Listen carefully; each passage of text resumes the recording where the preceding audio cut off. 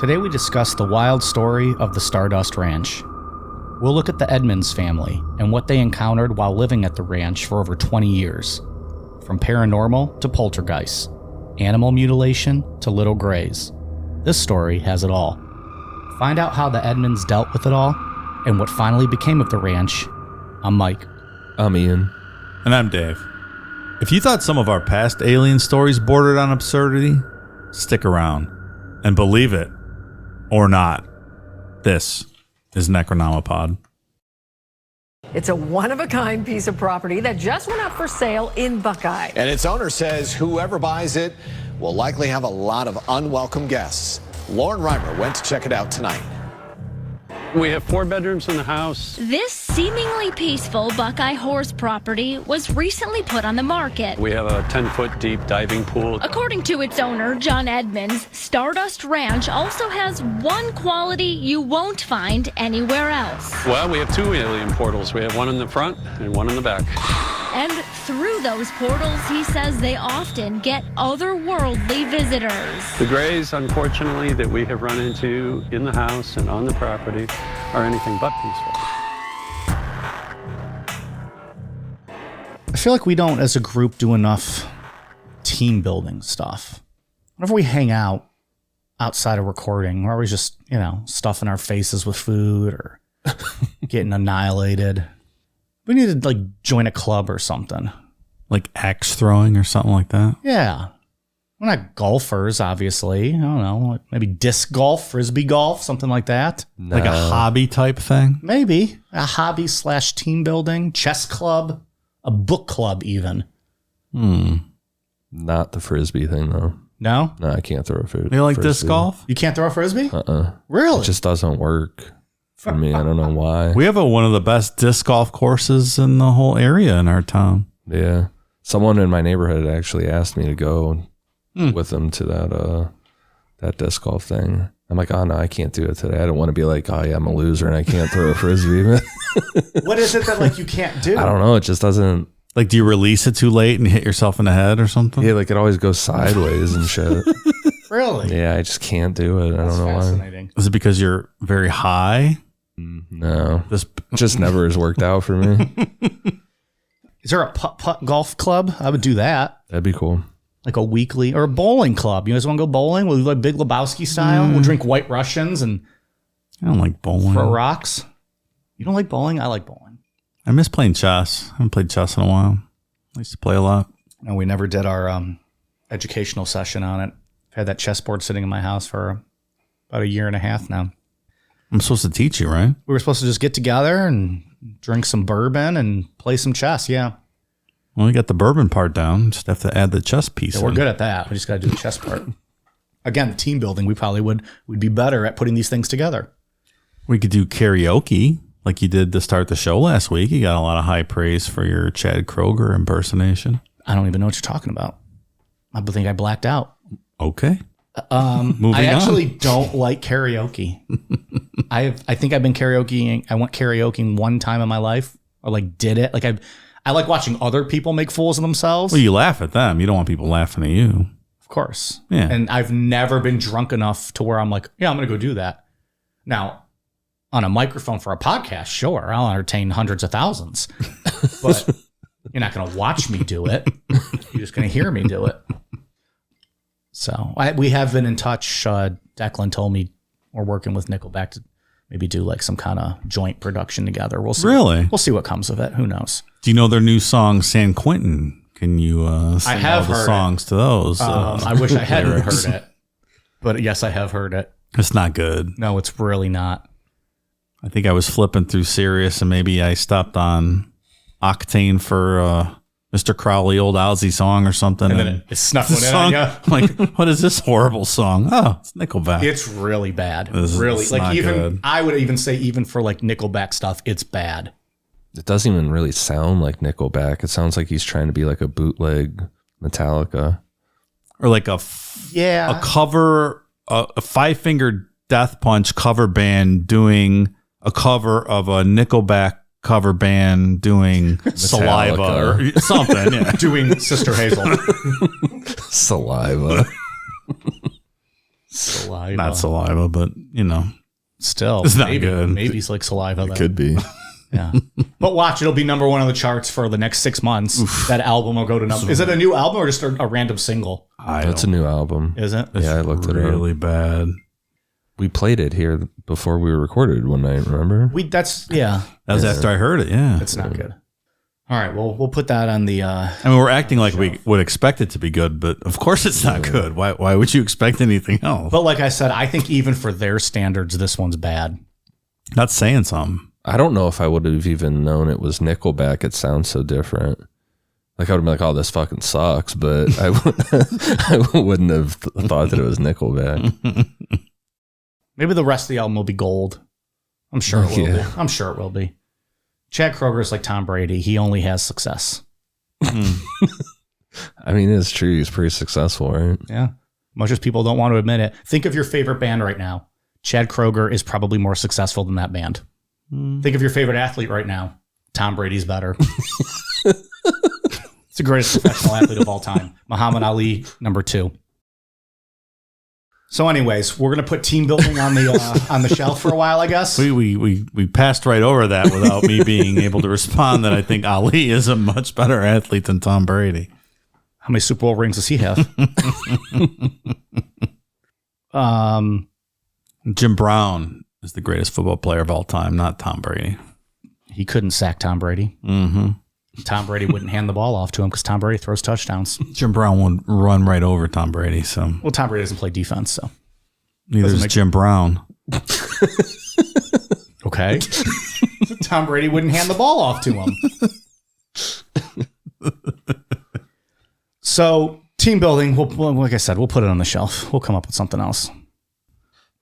So this story focuses on John and Joyce Edmonds and the ranch that they purchased in 1996. The ranch, named Stardust Ranch, is in Rainbow Valley, Arizona. And when John and Joyce purchased the ranch, it was pretty remote and unfinished. The world became aware of Stardust Ranch in 2017 when John announced that he was selling the ranch, and he went public about the paranormal activity that he and Joyce were experiencing. They had Ghost Adventures come out and do an episode on the ranch. And according to John, former owner of Skinwalker Ranch, Robert Bigelow, visited the ranch, but we'll get into that towards the end. Oh, Ghost Adventures. Why didn't you say that? The story must be true then. Obviously legit. Just gave it all the credibility it needed. Yeah, I've never seen any tomfoolery taking place on Ghost Adventures. I really think tomfoolery is my favorite word. It's a great word. We use it all the time on the show. It's fantastic. Can we do a tomfoolery shirt and do it like in like just the Necronomipod logo? It's like the last 3 letters have like the red.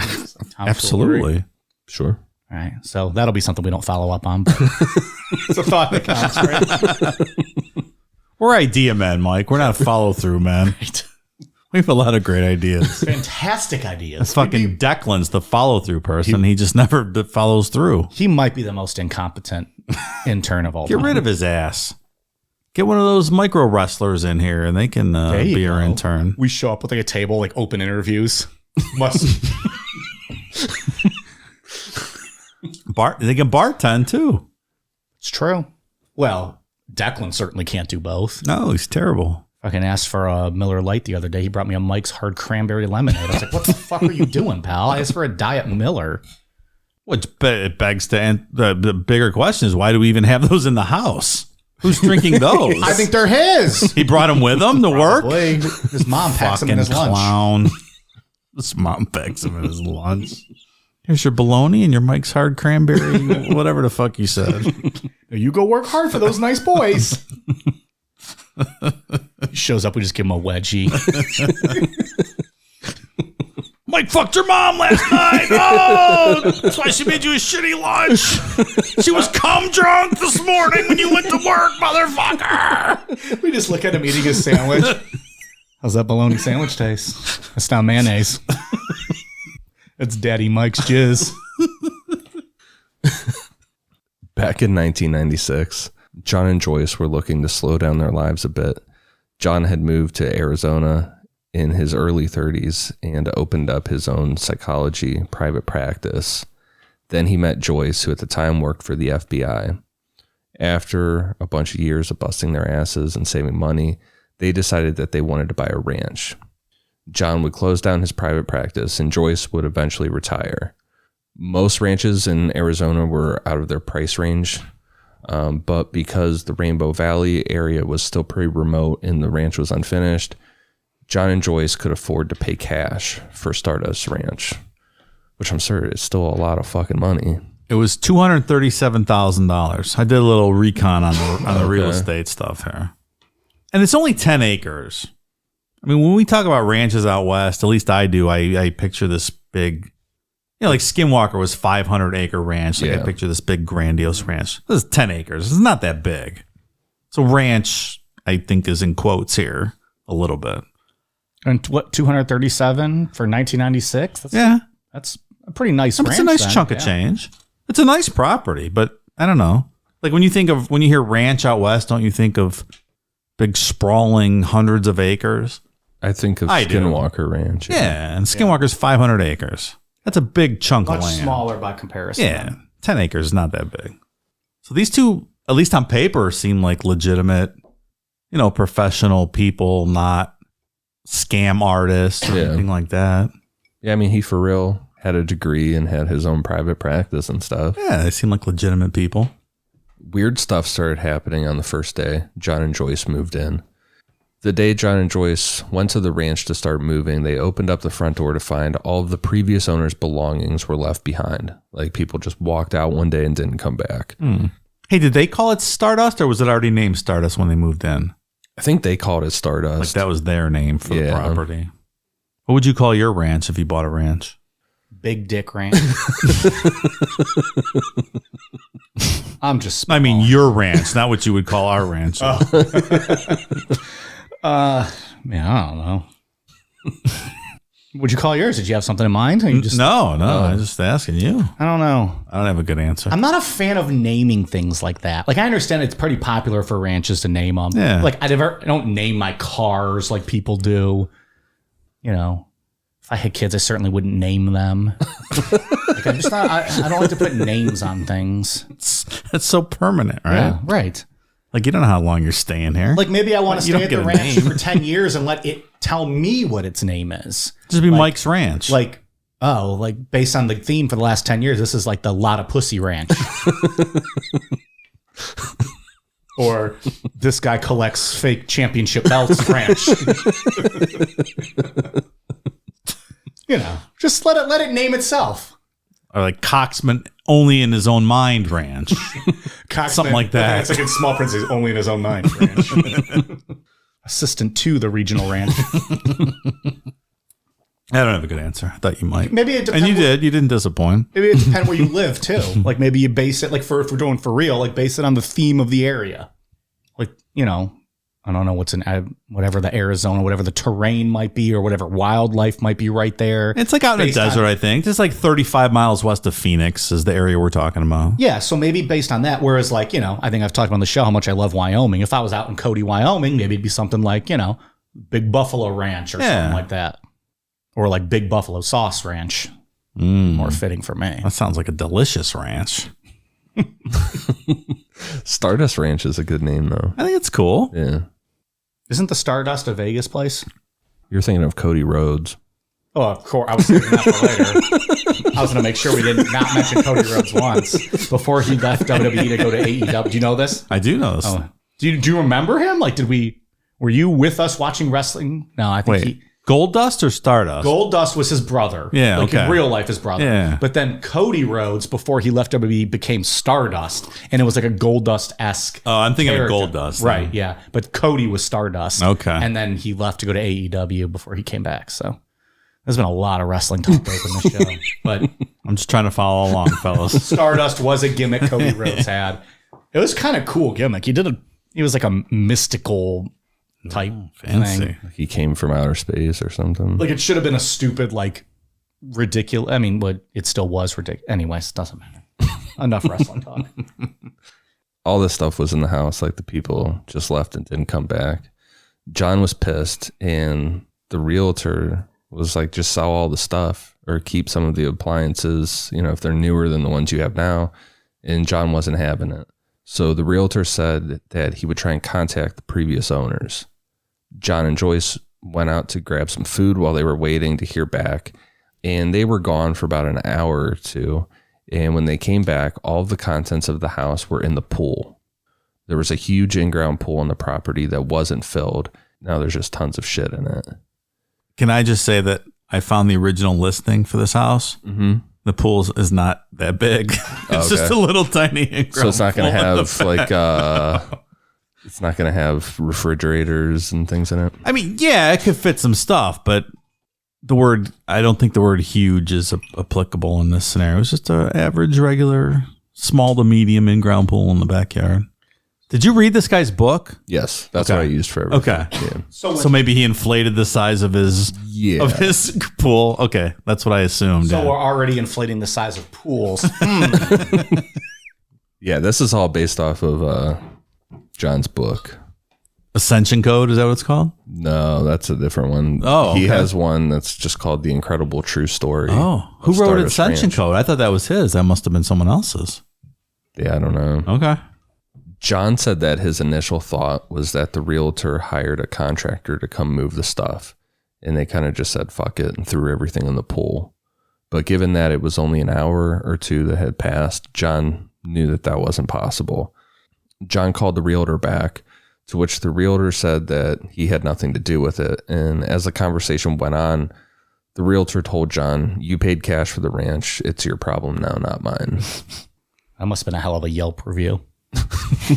Wonder what security cameras would have shown if they were installed in the pool area. Maybe nothing. The realtor never drove out to see this for himself. So nobody actually saw it other than allegedly John and Joyce. Right. There's a lot of uncorroborated stuff in this story, in my opinion. None of it's corroborated. I mean, I'm trying to soften my language, but Well, I mean, if we're already It's gonna all start off uncorroborated. lying about the size of the pool,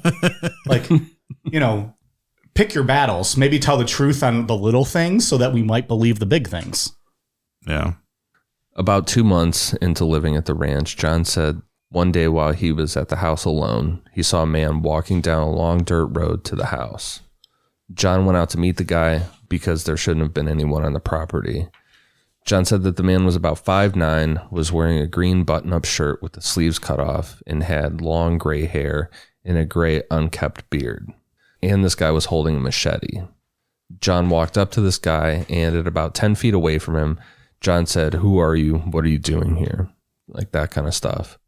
The man told John that he lived there, and John assumed that this guy was talking about an old shed that was on the property, and said something to the effect of, "I don't know what the arrangements you had with the previous owners, but you can't live here." At that point, the man said to John, quote, "I kill the monsters." To which I was like, "I don't know what you're talking about. You just got to get the fuck off my property." And this guy told John that, quote, "You're going to regret that," and just walked back up the dirt road. That would be creepy. Yeah, and this guy, he said this guy was had half his teeth missing, looked like he'd just been out there forever. Oh, you don't say. So you assume it's some bum, some drunk who just stumbled up on your property.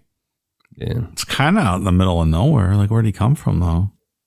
Well, like you said, maybe he thought he had an agreement with the previous owners or something. He was just walking around town and came back for the day. A drifter. Perhaps? Drifter. That's what also made me think that this was a very big ranch, that somebody could just slip in on the property like that. I'm sure that could happen on Skinwalker Ranch. Yeah. You know? Oh, A Skinwalker, you could be living there and they might not know if they weren't patrolling it. Yeah. Oh, it's right off the street. What is? This ranch. Oh, okay. Yeah. Oh, like you can stand in the street and be like, yeah, that's Yeah, the like house you right see there. it right there. Yeah. That's what I mean. The Was it term gated? ranch is deceptive. It is. Because it was Yeah, on let me its show own.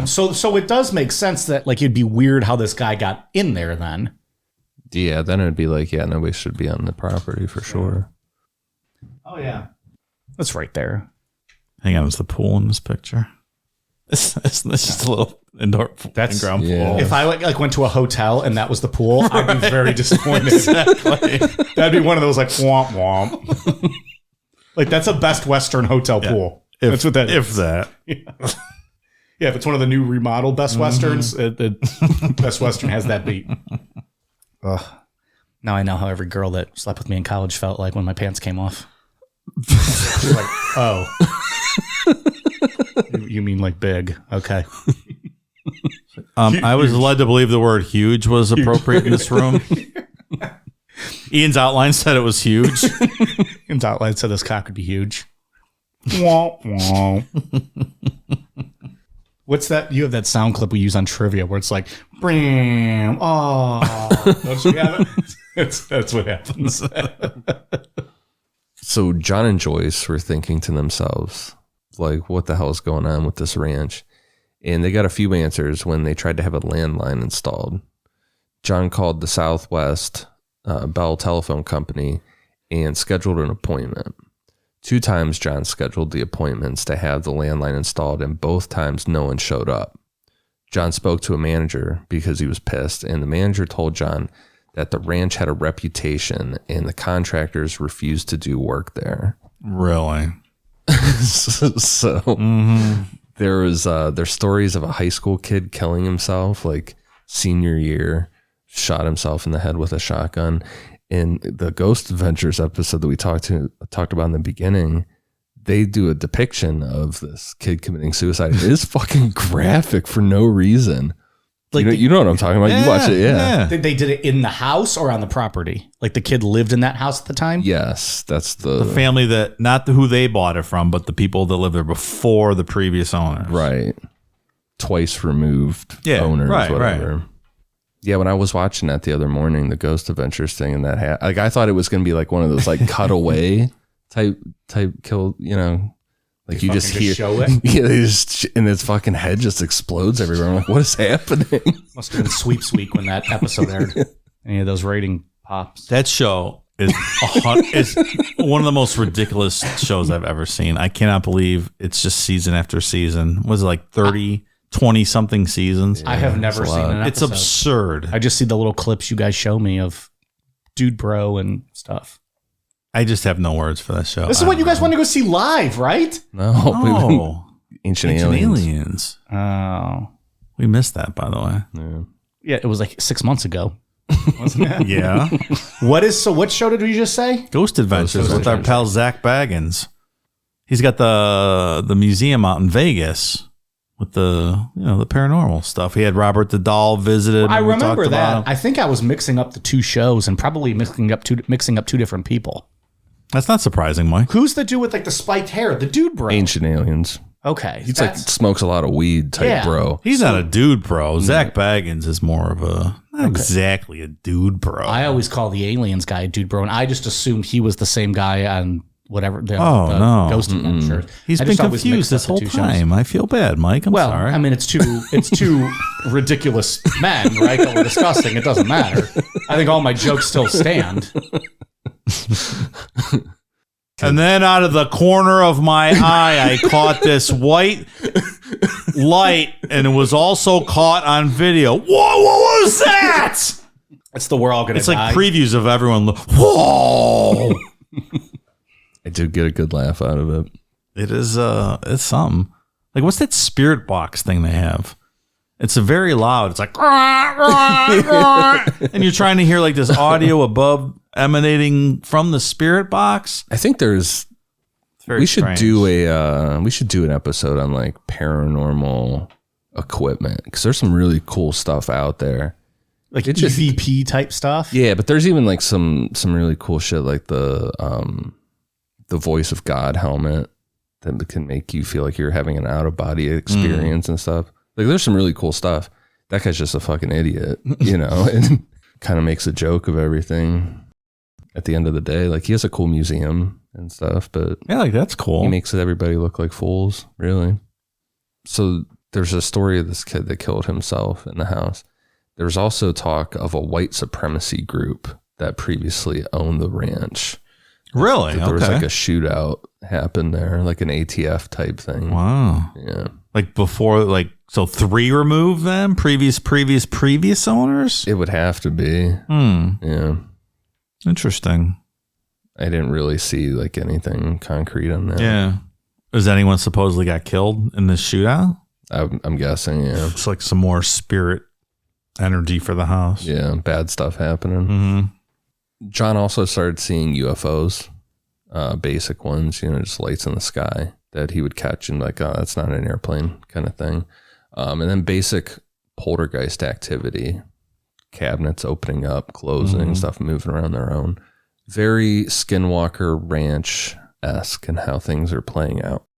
Is it coincidental that Robert Bigelow sold the Skinwalker Ranch to a little bit of fanfare in 2016, and then later that year, the beginning of the next year, this guy wanted to sell his ranch, and coincidentally, all these things also were happening at his ranch, and he's trying to shoehorn a lot of different types of activity into this ranch. Dave, you don't believe in coincidences, so. No, I sure don't. I think that answers itself. But it's like, ghosts and paranormal and UFOs and grays, and he's trying to hit, check all the boxes here. Are you implying he was trying to do a quick money grab? No, I think I'm outright saying it, but I'm going to save that for the end. Oh, okay. We're only on page 2. So maybe, yes, I'm implying it at this point. There's a lot of parallels here between Skinwalker Ranch. That's my initial opinion here. So we'll see. I mean, so far in the story, how, the Gormans with the Skinwalker Ranch, they saw the wolf on the first day, came walking down the road and just walked away. They saw some UFOs and then they had poltergeist activity. That's weird. Yeah. Like this guy should have been like, look here, Pilgrim, I was a fake rancher cowboy. Take your machete, I'll pull my 6-shooter out and teach you a lesson, monster killer. Gotta be John Wayne out in the fucking desert on your ranch, right? If you're going to live in the wilderness, you got to be tough. That's why I don't do it. Gotta be like the fake cowboy rancher John Wayne. Absolutely. Fake cowboy rancher / racist John Wayne. Yes, sir, Bob.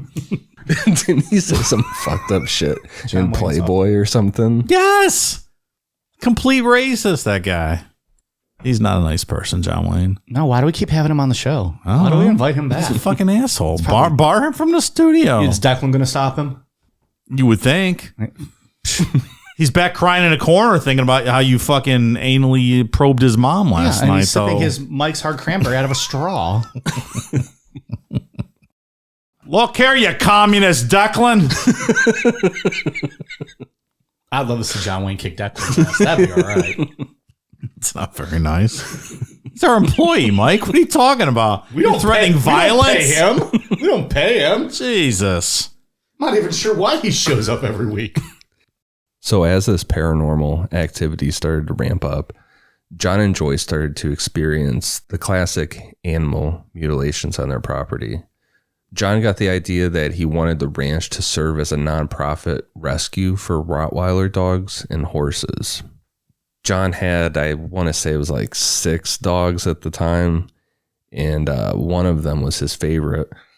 And he was out doing some work on the ranch one day, and he came upon his favorite Rottweiler completely flattened, like something just crushed it. He said it was about, say like 2-3 inches thick.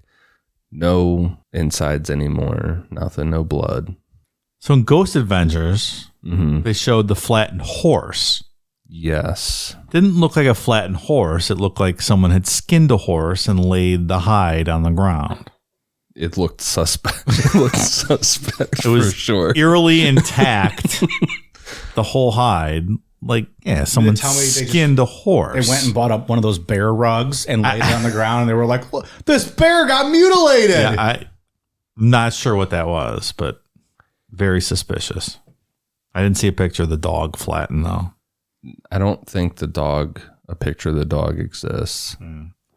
I will say, he came off as having a really good time on Ghost Adventures. Like he wasn't living in terror on this ranch. He seemed glad that Ghost Adventures was there. He seemed to be having a good time talking about these stories. He didn't seem to be in duress.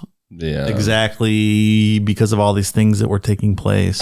That was my impression. So it doesn't help his case much. Yeah, it didn't. You know what was really fucking weird about Ghost Adventures with him? He's wearing 2 different shoes in that whole episode. I did notice that. Like one was like a golf shoe and it had like that fanned out thing on the right side. Yeah. And then his left foot had a different shoe on. It was throwing me off. I thought I was imagining that. Yeah, I saw that. I'm like, what's he doing? Did the alien take his other shoe? What happened here? That's really weird. Yeah. I thought I didn't see the angle right. But that's probably the weirdest thing we're going to talk about tonight. Like, who does that? Yeah. Or why do that? I don't know. The fucking media superstar Zach Baggins in your house. You can't put a pair of shoes on, motherfucker. You can't find the other one. Maybe Annabelle came with Zach and stole his shoe. They probably were thrown in the pool or something. Couldn't get to him. So this dog being flattened got John a little closer to hitting a breaking point. Like I said, this is his favorite dog. And he said that the property itself was changing him. Like John felt very angry all the time. Like he was on the verge of snapping. Yeah, welcome to the club, John. So at that point, John started buying a ton of guns, specifically AK-47s. Because when you're on the verge of snapping. Sure, that's what you need, a stockpile of AK-47s. It's a good weapon, though. If you're going to do battle with some fucking UFOs, the AK-47 is a good weapon. I would listen to that argument. I just made it. You heard it. Just saying, I would listen to that argument.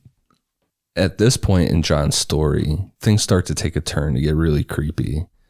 With all the stress of the paranormal activity going on, John and Joyce decided that they needed to get away for a bit. Can I just say that this story here, if it was true, would be one of my favorite stories we've ever talked about. Oh, yeah. It's super fucking cool. Yeah, and very creepy. Yes. They very rarely did anything outside of being on the ranch and work. So on a Friday night, they decided to go out to dinner in Phoenix. John got dressed and sat down on the couch to watch TV while Joyce got ready. You mean she wasn't ready yet? No. You had to wait? No. Sounds like you have some experience with this, Mike. I just call that happy hour, and that's when I start drinking. Yeah, right. If I'm going to sit and wait, and I'm going to start having some Diet Millers or whatever I'm having that evening. Maybe 15 shots of whiskey. Who knows? Depends how long you're waiting. Depends who you're going out with. Also that. After a while, John heard Joyce say that she was ready, and John turned around to see Joyce wearing a red dress with her makeup done. And he's like, God damn, I didn't know we were getting dressed up like that. He's like, I got my two shoes on, one left, one right. I'm going to fucking have to change now. It's like I made the effort. They almost match. This one's white and this one's it's the weirdest cream. shit ever. So they got in the car and started driving to Phoenix. And John said that it was one of the best conversations that they had in a long time. Like for a second, they forgot all about the shit that was going on at the ranch. When they got to the restaurant and got seated, Joyce said that she had to go to the bathroom.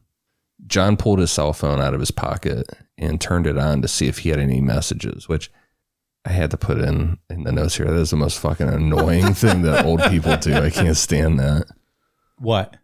Turn on your cell phone. Oh, turn it on. To see what messages. Like, just fucking leave it on and I would have been able to get a hold of you.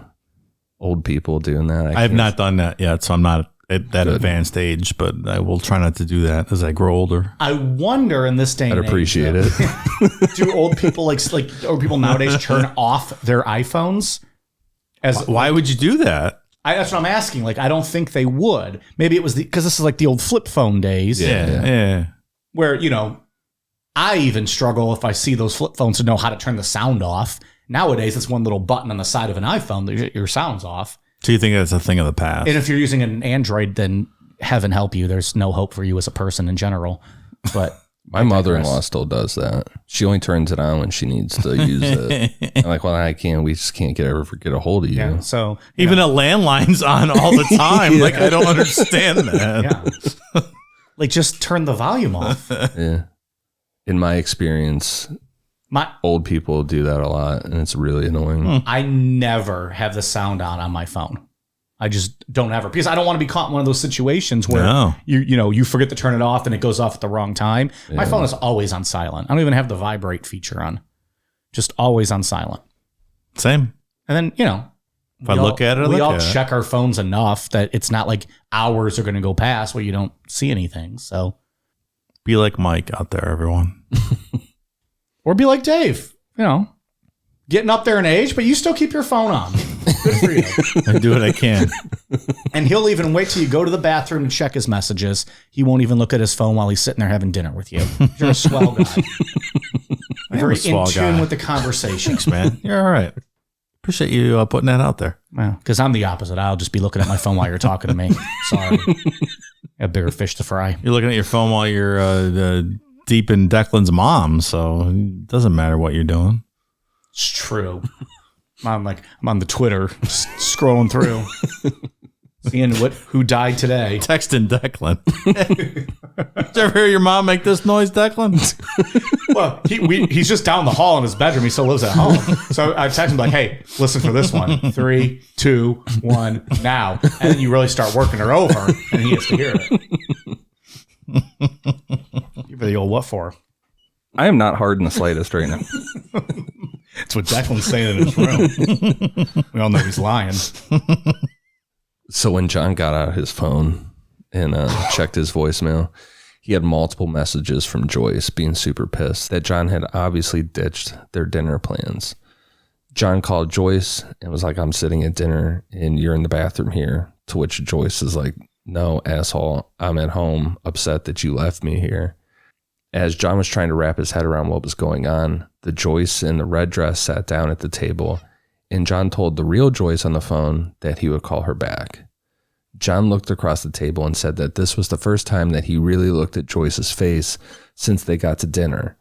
John was driving the whole time that they talked in the car, and it was dark out, so he said that he never made eye contact, but now that she was sitting across from him, John said that her eyes were completely black. And John immediately stood up and just took off, left the restaurant, and left behind the doppelganger of Joyce. Wow. So he left her with the check. That's what he did. Yeah.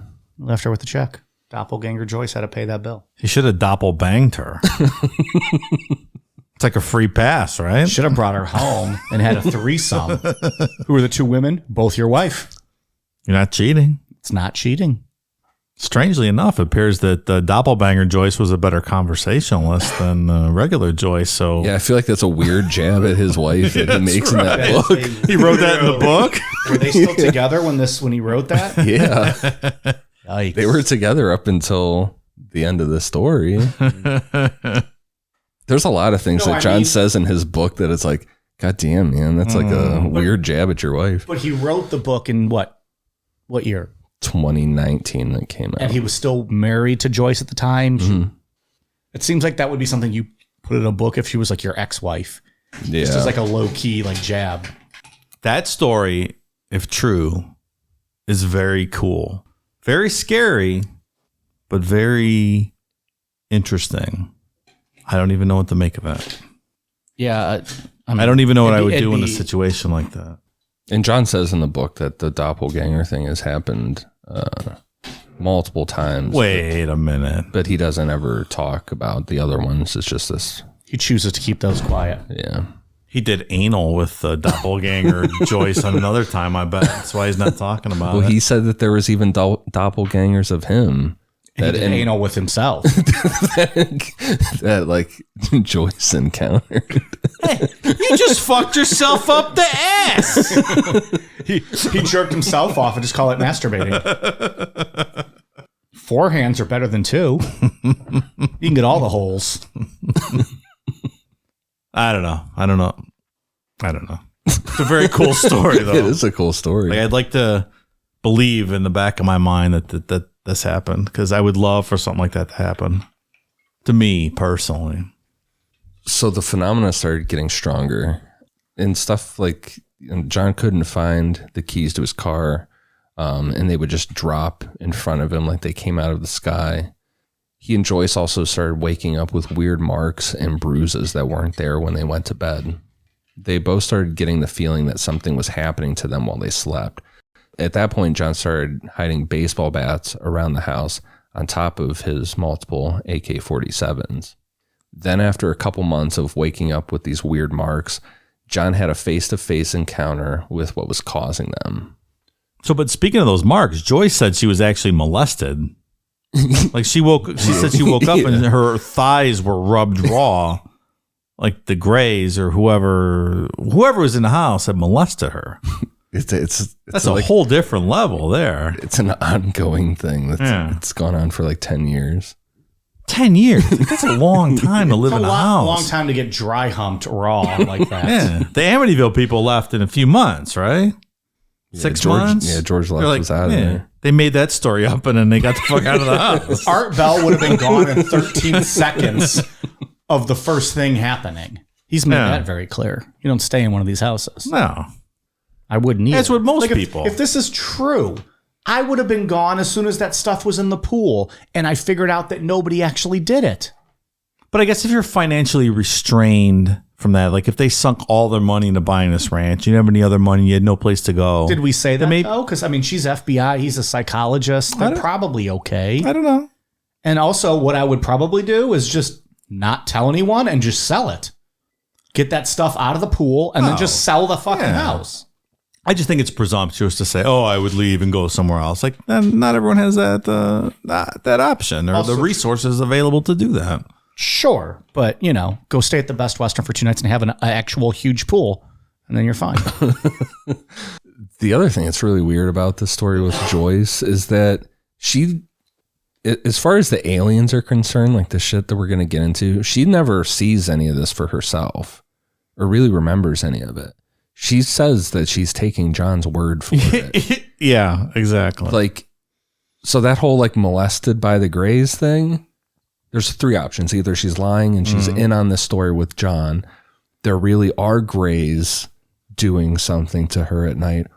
Or it's John doing something to her at night. And then it's a whole different ballgame. Well, she wakes up. That doesn't make the story fun at all. No, yeah, then that's a whole different story. But she wakes up with the raw thighs, right? Right. So maybe John drugged her and rubbed her thighs raw in the middle of the night. Does she wake up with the raw thighs? That's what I'm saying. Or is that just part of like their scheme and story? That's the question. Right. I'm not trying to belittle and say I don't believe her if there was some sexual assault going on. That's not the case, but I'm not sure that's the direction the story is going. I mean, we're going to talk about it here in a bit with John just firing AK-47s in the direction of Joyce. So, yeah. I don't know. It's one of those 3 things. On this first encounter, John's own words were, quote, "On the night of my first engagement with them, it was not a sound that brought me out of my sleep. It was a touch.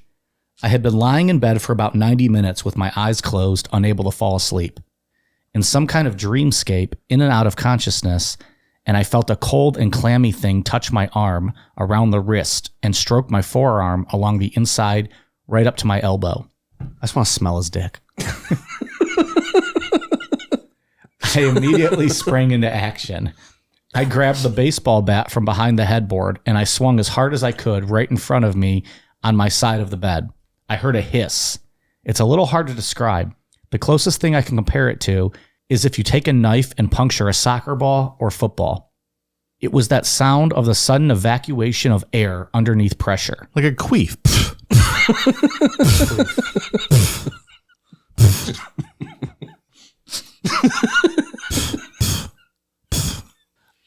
I flipped on the nightlight, and there they were, 3 of the gray aliens right inside the bedroom on my side of the bed.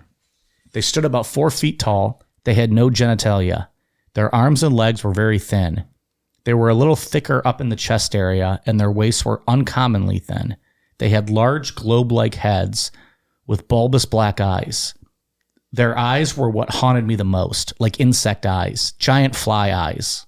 Before I could get another hit in with the baseball bat, they literally phased out. Now, I know I sound crazy, but believe me when I tell you, Joyce has seen this over the years. People who have stayed at the ranch have seen this. They literally phase out as though they are behind an invisible stage curtain. And that was my first encounter with the Grays. So in that quote we read before the break, he said Joyce has seen this over the years and people who have stayed at the ranch have seen this. Who are those people? So there's a doctor we're going to talk about later on. There's also some talk of a woman that had liver cancer that was cured from the ranch, but really, that's not in the book. You would think that would be a big part of the book. Yeah. I, in fact, make that an entire chapter. I don't understand why the book says that Joyce has seen these things, because in other interviews, he specifically says that Joyce has not seen any of this stuff, that she's just taking his word for it. Like, he has to explain to her what happens. Why do we think that is? Like, in reality or in the story being true? Both. In reality, I think he's obviously gaslighting her. Yeah. For what reason, I don't know. Or they're in on it together. That's what I was going to say. So are we taking a stance on that yet? Like, is he gaslighting her, or is she just in on this and just playing the dumb, I didn't see any of this, but he told me. It's a big stretch to believe all of this if you've never seen any of it. And you'd have to question why all this stuff took place at your home and only your husband saw it. So I would lean towards her being in on it. As opposed to Barney Hill, who was literally just a victim of his wife's abuse. Poor Betty. So John, at this point in his story, his life is kind of in shambles to a degree. How can you live peacefully like that? Yeah, it's just all day, every day. Yeah. But it was coming time for taxes, so he needed someone to do his taxes for him. Or when our shyster was coming, IRS. So he found this Mormon guy to do taxes for him. And they got to talking about the ranch, and this Mormon guy was like, well, maybe I can figure something out for you and help you out. It's like, I happen to have my magic underpants on, so I can probably take care of this for you, Johnny. This tax guy arranges for John to have an exorcism carried out on the ranch, a Mormon exorcism. I didn't even know there was such a thing. Yeah, so the way he said it happened is they had their white shirts on, their whole deal. But it wasn't like all that screaming and shit like Catholic exorcisms. They just kind of walked around and prayed and kind of did this mumbling type of prayer under their breath kind of thing. John said that the pipes in the house started moaning like really fucking loud. Like, said it almost sounded like someone was talking through the house. But the spirits communicating through the pipes, because what other way would they communicate? Makes sense. The property wasn't happy about it. You're Jeff the Talking Mongoose. You just fucking learn to talk. Right? That's true. You be a go-getter. Pull yourself up by those bootstraps and you learn how to fucking communicate. Patreon.com/necronormalpod. Hey, get that Mormon asshole with the magic underpants out of this house. He's not moaning like a little bitch. He's fucking talking. And at this time, Joyce starts levitating. What? Yeah, so John. This is every non-serial killer story we've ever talked about. This is all of those genres thrown into one. That's right.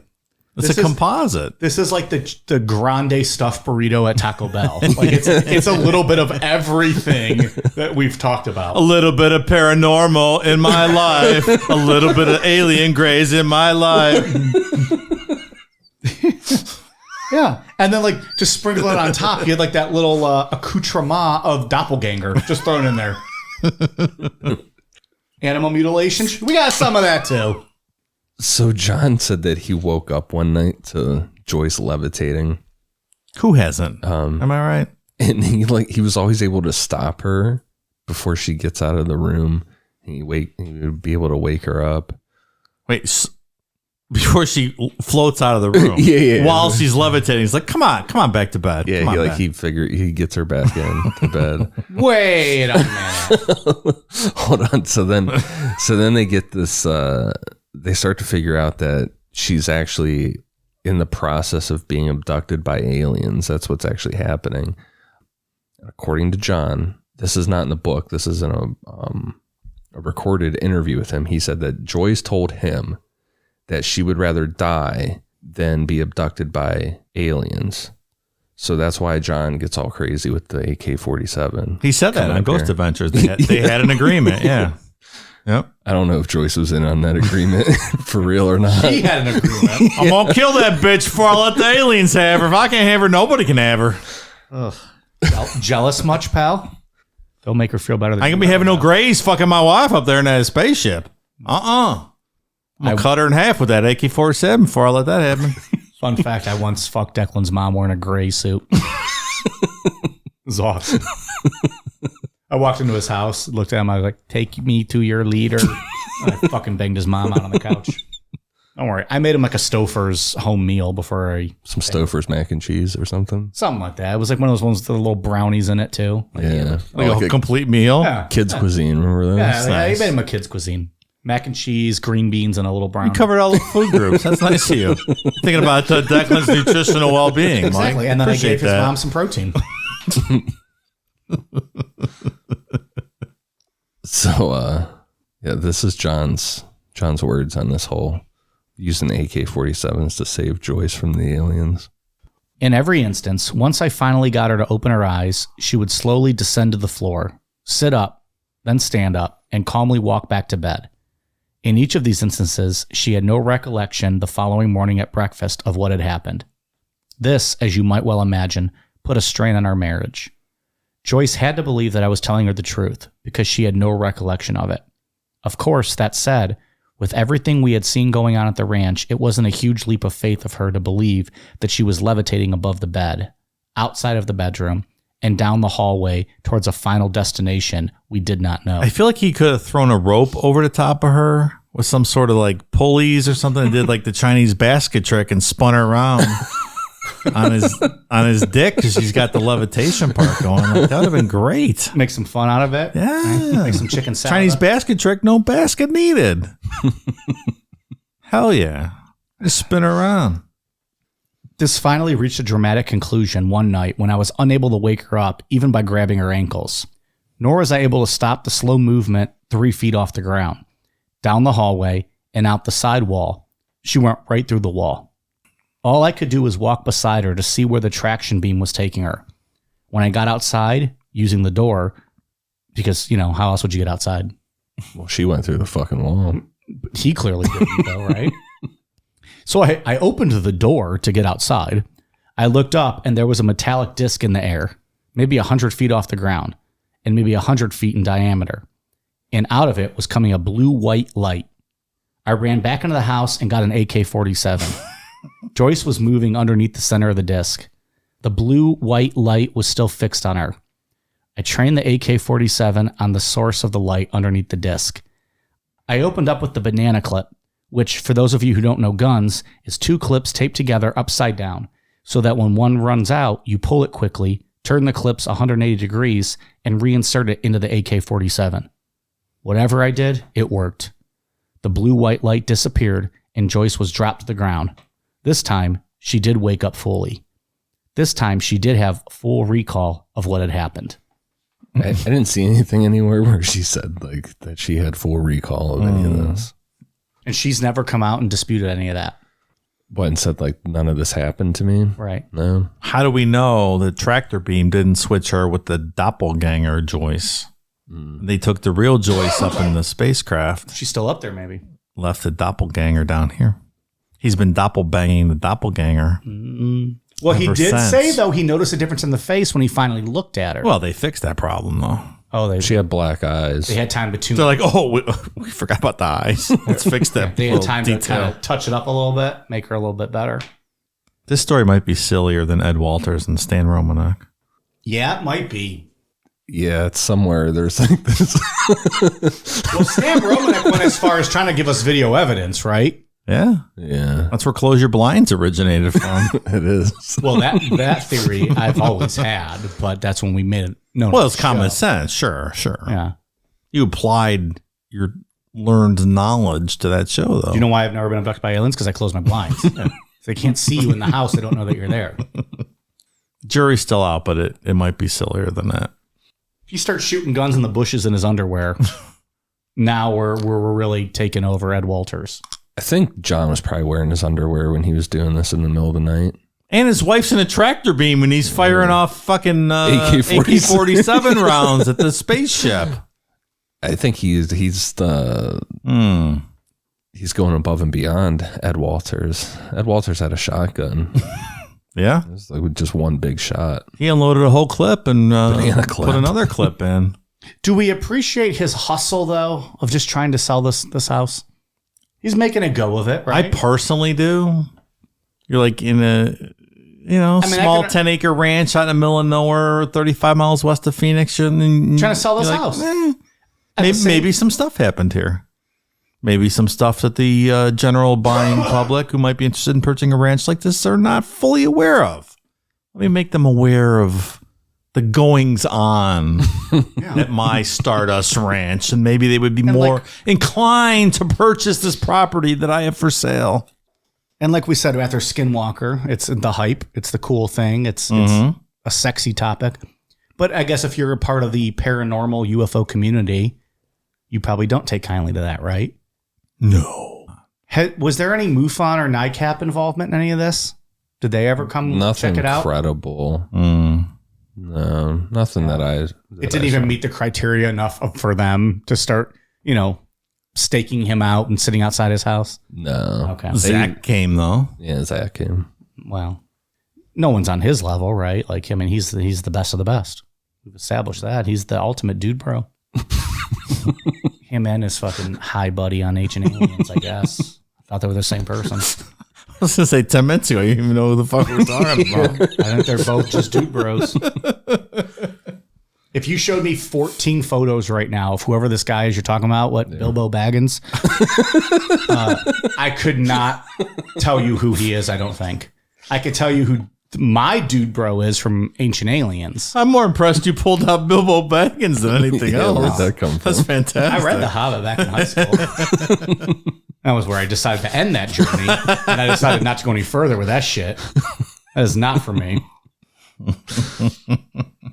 If we remember back to Skinwalker Ranch, the Gormans had this really weird fucking encounter where it was like a trailer pulled up on the ranch property. And then this big figure looking like it was wearing a astronaut's outfit stepped out and it was just standing there staring. It was very weird. And it's like, you don't even know what to make of something like that. John kind of had his own thing going on with this. And he described it as being like the Michelin Man. Like, so, the kind of looked like he was just made out of tires, right? You know what I'm talking about? Mm-hmm. Yeah, I know the Michelin Man, sure. Yeah, so that was walking around on his property, something like that. That looked like that. That was big, and he said when he got close to it, it looked like it was made out of Brillo pads. Let's say, they mentioned the Brillo thing too, running around. Good thing it wasn't a sponge. You would have ate it. So the way that John tells it in the book is that he just sees this thing wandering around on the property, and he's gotten to a point where he's like, everything is kind of becoming just normal life, seeing shit like this. My wife's floating out the door. She's going through walls. There's Michelin men running around. There's aliens landing. There's dead horses. There's our pets' heads are falling off.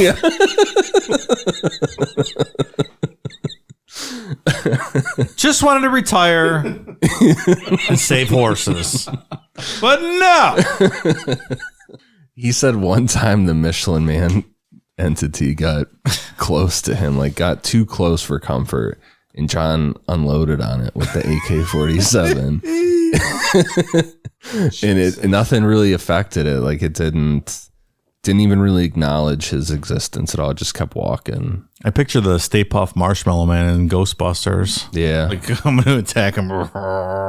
That'd be the ultimate WrestleMania match, right? Like the Marshmallow Man versus the Michelin Man.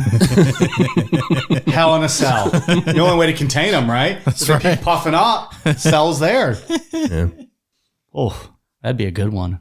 Someone needs to book that shit. Did he ever put cameras up? Well, Dave. I was going to bring You're up asking on irrational questions now. I'm going to send Mike some pictures for social media. Send the Declan. I don't. Yeah. Never mind. I'll send the Declan. He'll probably lose them, but I'll make sure he gets them when I'm over there making his mom an omelet. He's got pictures. There's no video, but there's pictures. Okay. There's pictures of a sword that we're going to bring up later. I threw this part in the outline just because I was just fucking blown away. On page 99 in this book, I even highlighted the page. Like, you gotta be fucking kidding me. In page 99 of John's book. John's book. Yeah. He says, quote, I read Fire in the Sky, the Travis Walton abduction story. However, I remain a little bit doubtful because Walton had been a lifelong UFO enthusiast before he got abducted, and it just seemed to me like he was poisoning the whole experience. Really? How dare you, sir? I know. That's exactly how I felt. Like the nerve on this motherfucker. Yeah. It was literally for no reason. It was just like out of nowhere. Just a dig. Yeah. I'm like, why are you talking shit on Travis Walton? So in that Ghost Adventure show, when Zach was out there, he took a day trip and went and met Travis at the phone booth where he called for help, and they went and on the side of the road and visited the spot where Travis got dropped off by the aliens. And I still hold the same opinion as Travis. He's probably the most credible UFO eyewitness that we've ever discussed. He still holds up. His story hasn't changed. I wonder if something Still happened. very credible. I agree. I wonder if something happened behind the scenes of Ghost Adventures, because this book came out afterwards.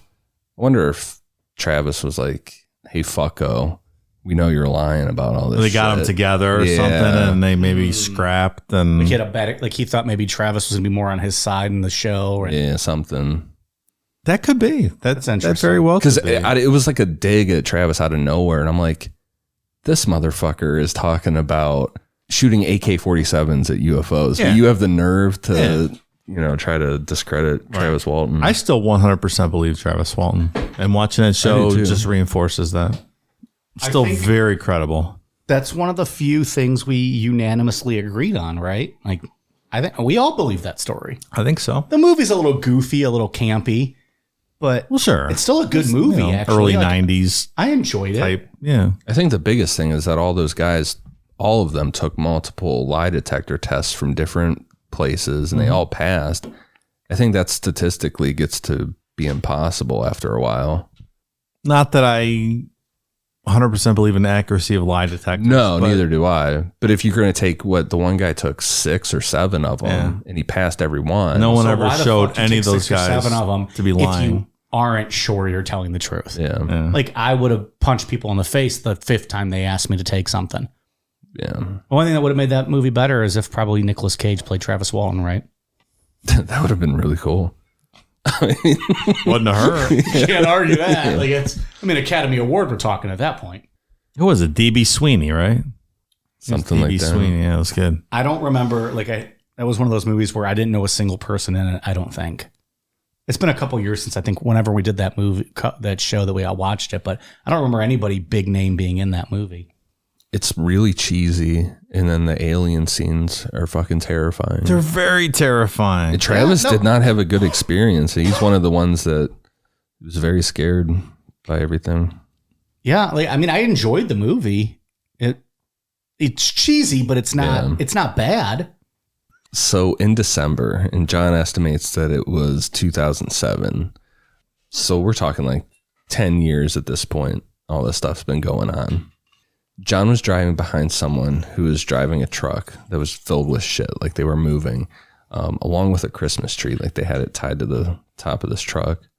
John said that he kept thinking to himself that as soon as they hit a big bump, everything was going to come flying out of the back of this truck. And sure enough, that's exactly what happened. But this person didn't stop to get their stuff. They just kept driving. So John pulled over to check it out. And among all this random shit was a samurai sword. And John's like, all right, picked up the samurai sword and went home. I would too. I mean, there's nothing. What are you going to do? If you saw a samurai sword sitting on the side of the road, would you not pick it up and take it home? Was it a Hattori Hanzo sword, though? No, I think it was a Conan the Barbarian. So fast forward a couple months, John found his favorite horse dead on the property. Fucking bullshit. No blood. There's the classic UFO mutilation. And at that point, John's like, fuck this. Got his samurai sword and thought to himself that, and he says it in the book, that it is war. I'm going to war with the Greys.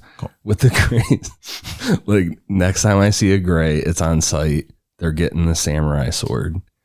And he's walking around with it at all times. Like if someone was like a security guard armed with a gun, John's armed with the samurai sword now. He's like a mall cop with the samurai sword. Paul Blart, Mall Cop. Kind of an underrated movie. That's a funny movie. I don't think I've seen that. No, I did not have time in my schedule for that one. Sorry. I mean, I'm glad you did, though, mister. I've never seen these classics, but I've seen Paul Blart. Yes, of course I'm going to watch the Paul fuck Blart. out of here. Yes, of course I'm going to watch Paul Blart. This guy's never seen Die Hard. He's seen Paul Blart Mall Cop. Fuck Bruce Willis. Are you kidding me? Kevin, Kevin James is a tougher man than Bruce Willis could ever be. If they ever want to go toe-to-toe, my money's on Kevin James. Paul Blart Mall Cop is a better cop movie than Die Hard. That is the official Necronalpod stance. No, it's not. Declan, write that up. If you've ever seen Die Hard, you can't make statements like that. I would rather poke my eyes out with needles than watch Die Hard or any Bruce Willis movie. The only good Bruce Willis movie is Armageddon because he dies in the end. Oh, spoiler, 25 years old. Where's your little thing? You know, I have it again. We got spoiler one ready to go. Spoiler. It's too late, though. You already did the spoiler. I need it before you say it. I didn't know where that conversation was going to go. So one day, John was sitting home alone. Joyce was at work, and John had just finished doing some work on a motorcycle. He sat down on the couch with a Pepsi and was watching some TV. And all of a sudden, John felt like the pressure in the room changed, and he could feel that the Greys were close. John had been working on keeping his emotions at bay because he felt like he could trick the Greys. Like, don't let them sense fear. And I don't know. It almost sounded like a camouflage. Like if he just acted like nothing was going on. Yeah, like Steven Seagal in that Ja Rule movie he was in. What was that called? Half Past Dead, when he beat the lie detector test. Remember that? Holla, holla. I don't even understand what just happened. Holla, holla.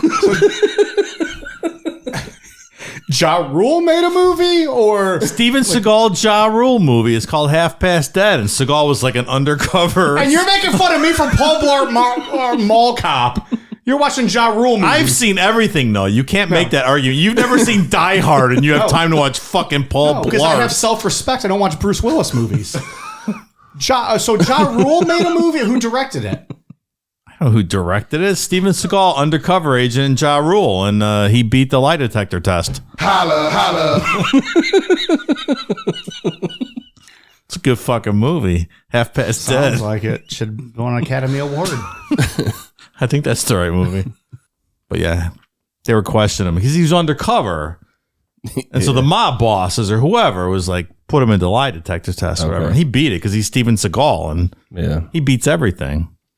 So that's what John was doing. Same thing, right? That's what made me think of it. So John just started changing channels on the TV like nothing was wrong. Holla, holla. The way you initially said it, you were like, he was in that Ja Rule movie. Well, it is a Ja Rule movie. And that's when I was like, wait, Ja Rule made a movie? Ja Rule made lots of movies. What are you talking about? He did Fast and Furious stuff, right? I don't know. I Something I watched like similar. the first one. I don't know. Anyways, I don't remember. I took it as Ja Rule made a movie and he cast Steven Seagal in it. And I don't think he made the movie per se. They were both in the movie. Right. And from what I understand, Steven Seagal is a prima donna piece of shit. So I could not see him doing that. I've heard nothing but negative things about Steven Seagal. Yeah, he's a weird guy. And that he's a phony too. Like he's not. Yeah. I think we've talked about him. There's that video of him like beating like just kung fu fighting all these Japanese guys, and they're just rolling on the ground. He's like moving very slow, knocking them out of the way. It's very funny. Meanwhile, it's like choreography practice for like a movie. It's ridiculous. Yeah, I don't love him. I did love those Seagal movies in the early days, though, but he turned out to be kind of a tool. But that was like the 80s, right? Like when all those action stars were coming up. Yeah, Above the Law, Out for Justice, Hard to Kill. Those first three Seagal movies are cool. He did a movie. I can't remember the name of it, but it was a straight to DVD with Stone Cold Steve Austin. Oh, fuck. I wish I remembered it. I'm going to have to look it up. But was Ja Rule in it? Holla, holla. I don't believe that anyone chooses to work with Steven Seagal twice. So maybe Ja Rule was like, I'm out. No thanks. I'm not going to work with Mr. Seagal again. I feel like we could get Ja Rule on the show at this point. I would love to talk to Ja Rule. Because every thug needs a lady. I don't know. What's he doing these days? We had a little bit of a PR issue with that Fire Festival thing. Oh, that's right. He was that guy. Yeah, that shit got weird. So he's Didn't turn out too good. So he's looking for anything to make the comeback, Probably. Right? Why don't we be that stepping stone? I'll headline Ja Rule's comeback tour. I'm a big Ja Rule fan. That'd be awesome. What do you think? He's just at jarule@gmail.com? Probably. Ja.rule. Ja.rule. Absolutely. gmail.com. All right, I'm going to send that out. I'll personally do it. I don't trust Declan to do this. I'll do it. ja.rule@gmail.com. Hello, Mr. Rule. Heard you're looking for a comeback. Sorry about your past endeavors. Tell him about discussing Steven Seagal, and your name popped up. Tell him about Declan's mom. You know how we do it, feet to shoulder. It's like when he's fucking Ashanti in the back of the Yukon. That's how we'll bond over that. We'll bond over fucking girls. Holla, holla.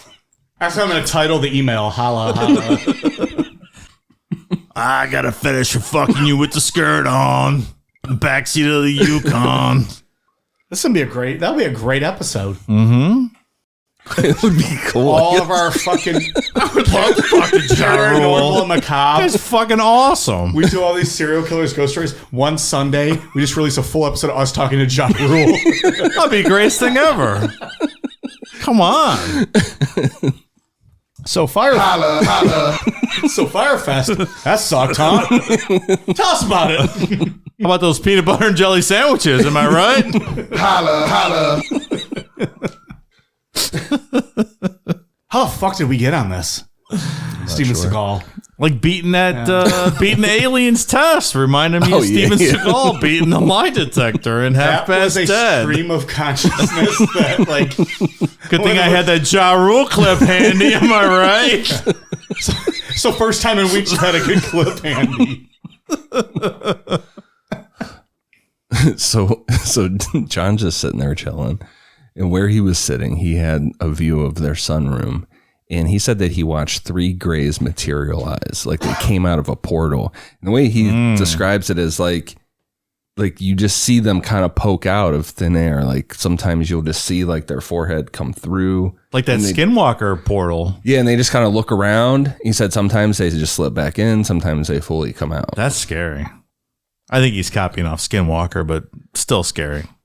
So acting like nothing was wrong, he went into the bedroom and grabbed a samurai sword. He's like, no, I'm not doing anything in here. Just, I'm not grabbing my sword at all. Just hanging out.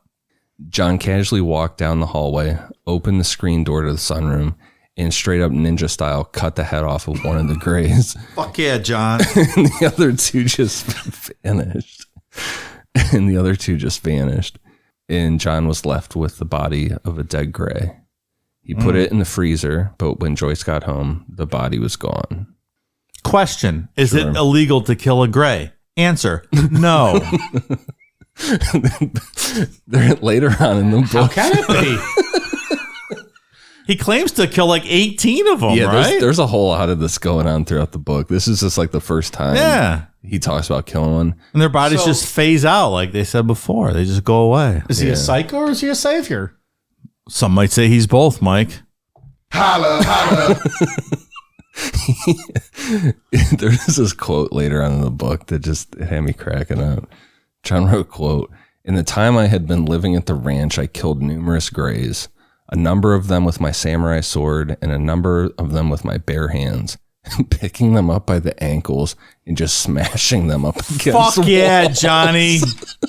Kill those alien invaders, motherfuckers. Fuck them up. So with all this killing of the grays, there's pictures on John's Facebook because it's still active and it's still public. There's pictures of like a pool of dark blood. Like it's not blood. It's like brown, real brown. It's a weird color with like the sword laying in it. And, of course. And tissue and stuff. So the tissue samples were sent to biophysicist Dr. William Levengood. Dr. William Levengood is a for real biophysicist that's real interested in the UFO world. Was. So John said that he sent the samples to Dr. Levengood, and then Dr. Levengood told John that it was a mixture of animal and plant cells. That, like, he had the key to alien life or something. It was nothing from Earth. Right. It was the missing whatever. Dr. Levengood ended up passing away from a heart attack, and all those samples disappeared. There is no... and he had a fall he had a heart attack and fell right in the office, and the samples all were gone. Yeah. There's no actual credible evidence that Dr. Levengood had anything to do with Stardust Ranch. It's all what John has said. Interesting. Did he know? Is there a evidence that he knew Dr. Levengood? Not that I saw. Nothing that actually put them together that proved any of it. Right. There's a picture of the sword laying in blood. That's it. Yeah. Okay. Probably when he killed that fucking horse. Huh? Am I right? John has a whole chapter about Robert Bigelow from Skinwalker Ranch coming out there. Cousin of Bam Bam. He is not a fan of Robert Bigelow. What? He based this whole story. Yeah, like he calls Robert Bigelow a scumbag in the book and Wow. stuff. I think... I wasn't expecting that.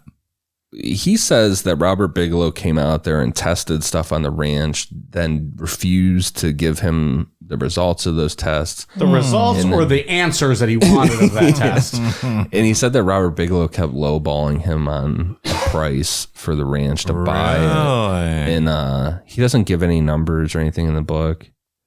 Maybe he came out there. I don't know. Like, there's nothing online for sure that says that, you know, he was there. But I think the reason that he didn't buy is because it's bullshit. Yeah. I mean, he went towards Bigelow's that. like, I don't want your fucking 10 acres. Thanks, pal. I have 500 on the road. I'll pass. Yeah. Like, he saw the Gormans, you know, story out there, and you would think, you know, based on just reading their story, like, oh, that sounds fucking crazy. That's no way that shit's happening out there. He went, saw it for himself, bought it, and then it's turned into what it is, you know, with government, you know, testing and stuff. So I think that if there was really stuff going on out here, Robert Bigelow would have bought the ranch for sure. Seems likely. Yeah. He had the means. This wasn't that big of a ranch. We're not talking that big of a price tag. He's like, oh, this would be a nice in-law suite. Yeah. I'll give you $100,000. Right. Yeah. I think the initial asking price was $1.7 million. And then after he got all this publicity, I think he tried to inflate it and went up to like $5 million. That he was $5 was trying the to price that sell I it. saw. Okay, yeah. And they bought it for $230,000, $236,000. That's when they bought it for 96. 20 years earlier. Yeah. John got contacted by a woman named Dr. Brandy Howe. Doctor is kind of loosely used with this woman. It usually is in these She stories. was a chiropractor. Hello.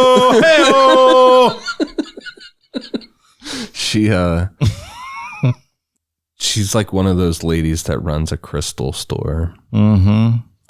We know what you mean.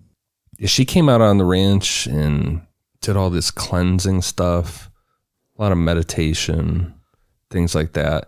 At one point, she had a sword that was not a samurai sword, more like a He-Man type sword, like a Conan the Barbarian sword. Like a trident type Wow, sword. that's badass. And she says that she was out on the ranch and that sword got struck by lightning. She talks about that in Ghost Adventures. She does. Even Zach asks the cameraman if this is for real. Even he has a hard time listening to Dr. Brandy Howe talk about getting struck by lightning. Because she's talking about like invoking Jesus, and he's like, are you saying you're invoking Jesus to the aliens? Because I wouldn't think that aliens would be affected by Jesus. Demons, yes, not aliens. She's interesting. She also said she saw the aliens come out of the portal in the house. In this house? And they look like Klingons from Star Trek. Yes. Is that Phantom Menace? No, Mike, that's not the Phantom Menace. Oh, okay. Star Trek. Got it. But yeah, she said she saw the portal open and 3 aliens that resembled Klingons in the house came out of the portal. You would think John would put that in his book. Sounds like good, juicy information. Yeah, no, I wasn't in the book. He's got a, quote, doctor telling him that she saw these beings coming out of portals. And like the lightning was hovering, like there was an alien aircraft right above her that shot the lightning down. She's big into that whole idea that clouds are actually UFOs. Oh. And like if you Oh, Jesus Christ. and if you are like enlightened enough or whatever, and you can actually see them sometimes. Oh. Have we discussed that before? If so, I have no recollection of that. So there's people that think clouds are UFOs. That idea gets thrown out. That sounds like that Jordan Peele Nope movie I just watched. Oh yeah. Did you watch that yet? Where they were kind No. of in the clouds, the UFOs. How many? Is this his third one? Yeah. I saw the first. It's okay. I haven't seen the second one. I didn't love it. I didn't love the first one as much as everyone else did, though. I like the first two. What was the first one called? Get Out. Yeah. It wasn't bad. That was good. What was the second one? You remember? Us. I haven't seen that one yet. That one's really good. That was great. Yeah. This last one. It's not a sequel, It's though, all right? Us is its own. They're all their own standalone. Yeah.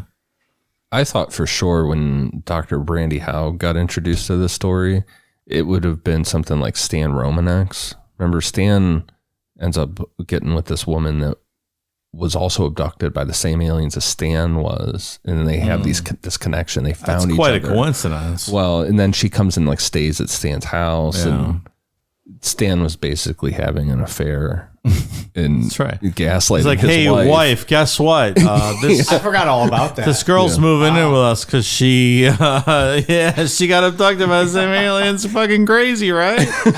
I remember that he was a piece of shit. I just forgot why. Now I remember. Yeah. He was a pedo too. Yeah, he got busted with child pornography. Yeah, someone, Oh, that's right. Never mind. Okay. Piece of shit. Yeah. Unfortunately, John passed away February 27th, 2022. The last thing I saw on his Facebook was a post made by Joyce trying to save the ranch. She had a GoFundMe. They still owned it. At that time, yeah, because it was a post about a GoFundMe to save the ranch. It made $635. Oh, man. I was going to put in here like a link, like if you want to throw her a couple bucks, but the GoFundMe is closed, unfortunately. The ranch sold on October 5th this month. Like a couple weeks ago. $720,000. So not 5 million. No. Seems like it might have gone out of foreclosure. I couldn't tell. And so maybe it was picked up at a sheriff's auction. Not clear. A lot less than the 5 million. A lot less than the 1.7 million, Yeah. 5 years earlier that the initial asking price he was trying to get. It'll be interesting to see what happens to the new owners. Perhaps this will continue. Perhaps it won't. It would be interesting, yeah. I'm going to put my money on nothing happens from here on out. Like the house isn't very nice. Like the inside, it's just kind Would of. you take the time to fix it up if you're being haunted every day? Well, he was there for 10 years. 21 years. We're there for 21 years. 20 years, excuse me. Yeah. Just does 96 not- to 2017. Does not seem like that great of a place. And that's if they moved out in 2017. Did they move out right away? They might have still lived there. I don't think they moved on. No, at they all. were there They until put the on day the he market. died. Okay, so yeah. It was just foreclosed 25 on. years, 26 years they lived there. What do you think about what Zach and the crew captured on camera during the Ghost Adventure show? The shadow thing walking? Yeah. I mean, Like shadows happen. Yeah, Sometimes no. like a car could be driving by and headlights go in the window. yeah, I mean, they said it was one of the Greys, right? Supposedly. Oh, yeah. Yeah. They had the spirit box they're putting their hands on two different doors. Which one should I enter? And the spirit box said, like, dude, I don't know.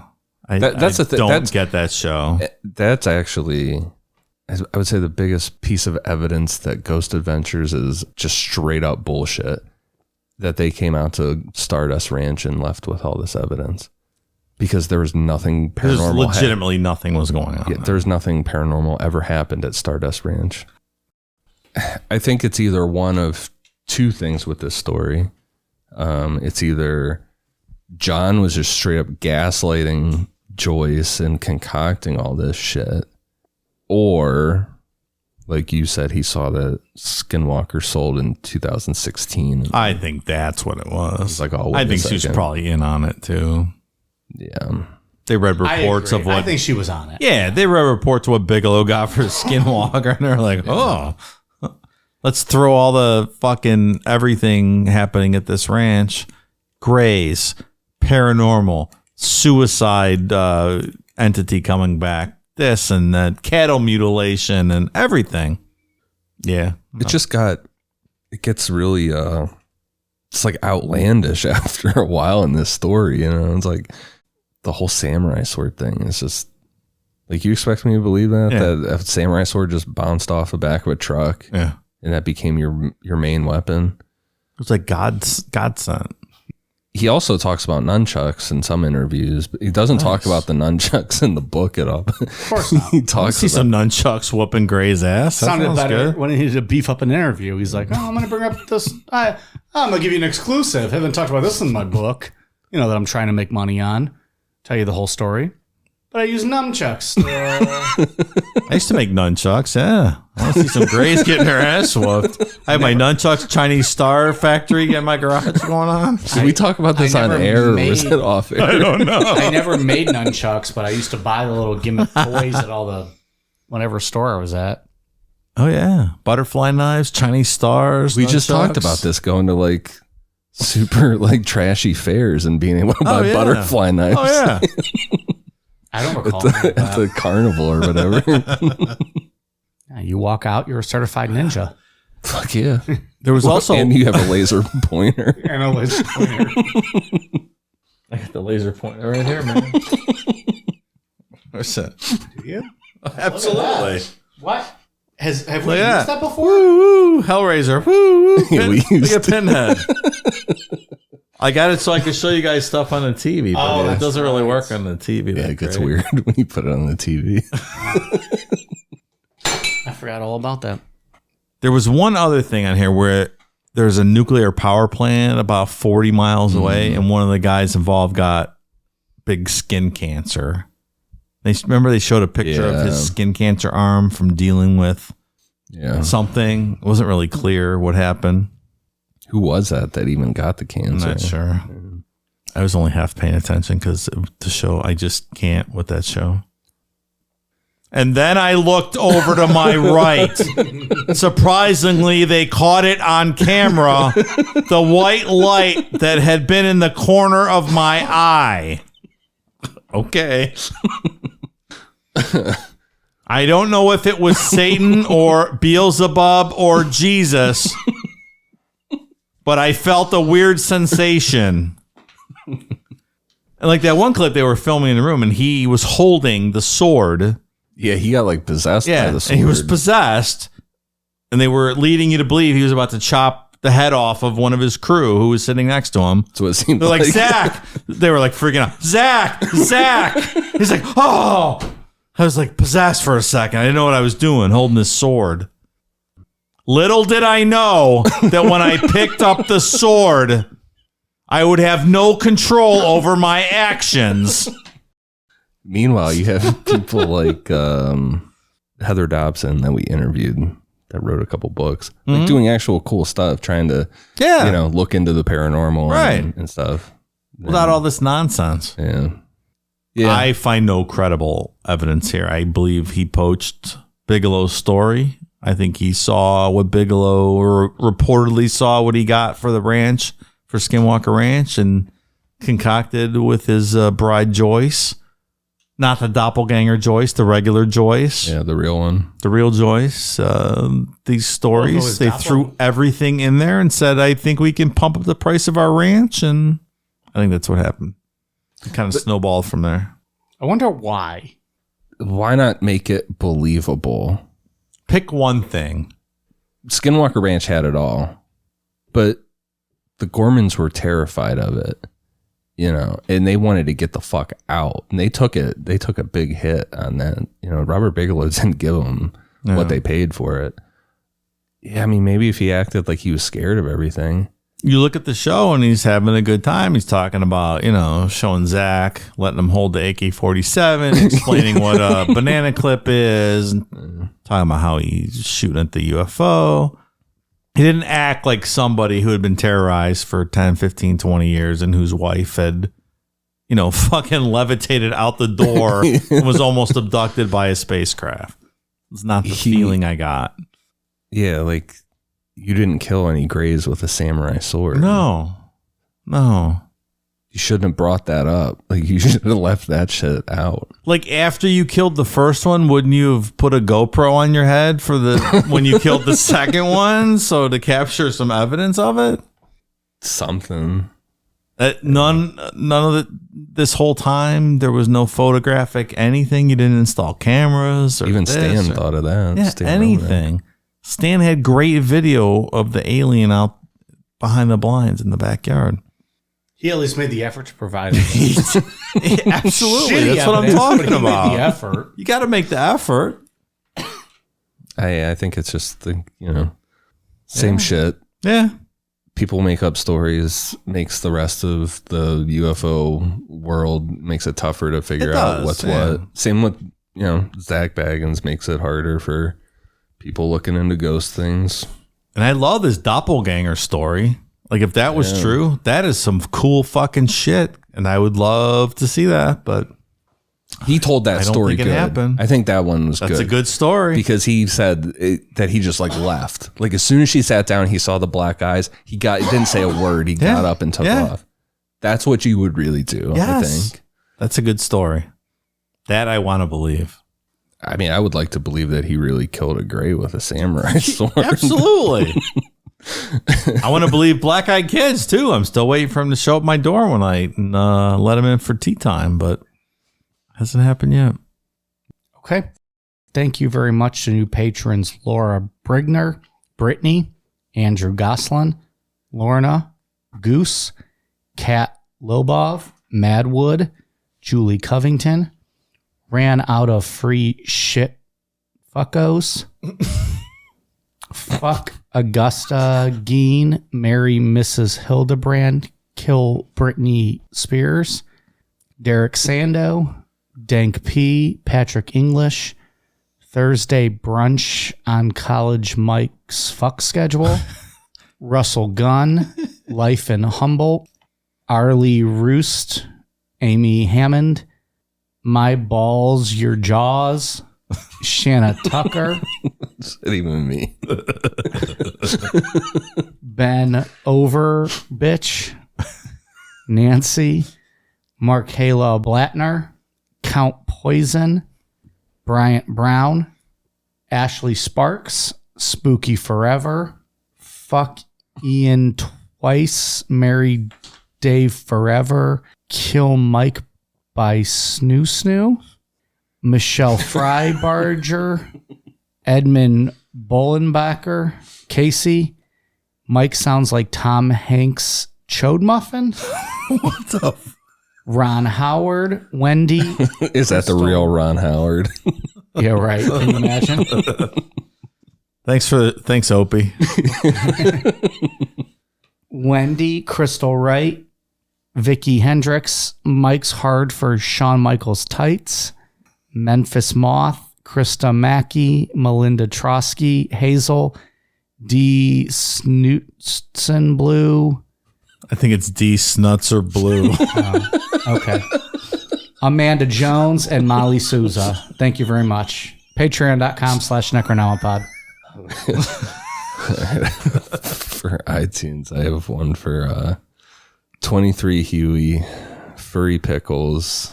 Got a whole bunch of, like, they pushed a whole bunch of letters. Hannah Potato, Brittany Bogard, Bernard A, Fisker Vivinkey. Fisker, I just met her, Ian. Epidemic Hillary, I'm a Hooker, Mercury Love, and Armstrong JC. Thank you guys for the awesome reviews. All right, Dave, what do you got? On the international reviews, I have Jackie James from Australia and Happy 665 from Great Britain. Thank you for the reviews, guys. And on the military shout-outs, Paul Cook, Marine Corps vet, Brianna Kern, Army veteran. Guys, thank you so much for your service. Thanks for listening. Thank you. We are on Twitter, Facebook, Instagram, YouTube at Necronomipod, patreon.com/Necronomipod. I don't know the link for a new website. I think you just go to Spring and search Necronomipod. Is that correct? It's on the link tree, Mike. It's on the link tree. It's on Necronomipod.com too, under the merch tab. So check us out on Necronomipod.com or on any of our socials. Click the link tree. It's the first tab right up top. And thank you very much. All right, you guys ready for a cool down beer? Cheers.